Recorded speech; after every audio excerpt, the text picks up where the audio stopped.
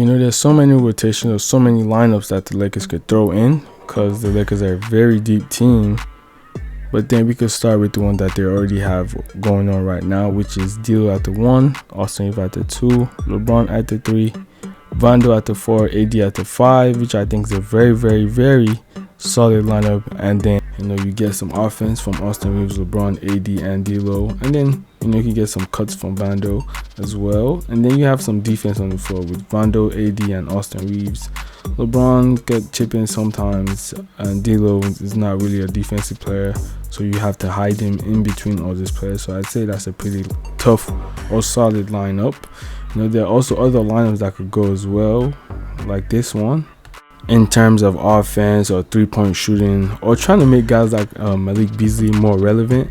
Well, not relevant, not in a bad way, but, you know, make them at least more useful in the lineup, or put them in places where they fit in.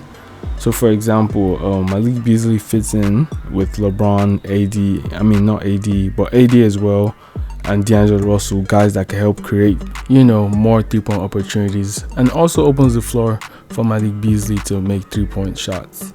However, I will not go with this lineup because it is a defensive liability on the perimeter. We can't have D'Lo and Malik Beasley on the perimeter, so it is a no-go. We could also go with this lineup right here. This unfortunately moves Vando out the lineup because we have Troy Brown in, and you can't necessarily remove LeBron, AD, or D'Lo, so we kind of have to move in either Austin Reeves or Vando, and I will move Vando and move LeBron back to the power forward. So there you get perimeter defense, and then you have some three-point shooting from Troy Brown. So there's no defensive liability, and there's also no offensive liability. And then if you're looking to get more productivity from Malik Beasley, I would throw him in and then move Austin back to the bench. And then Austin could come off the bench with Dennis, and then Troy Brown as a replacement for LeBron, and then Rui. And then we could have either Wenyen Gabriel or Mo Bamba off the bench. You know, I think this is a solid lineup off the bench without LeBron and AD on the floor.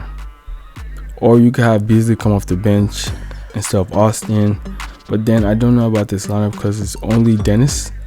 But Dennis is the only playmaker on the floor, and then just other three guys, Rui, Malik Beasley, and Troy Brown, are just standing around, and then there's no much productivity on the floor. So that lineup is kind of iffy. And like I said, depending on who we're playing, we could either have Wenyen Gabriel or Mo Bamba on the floor.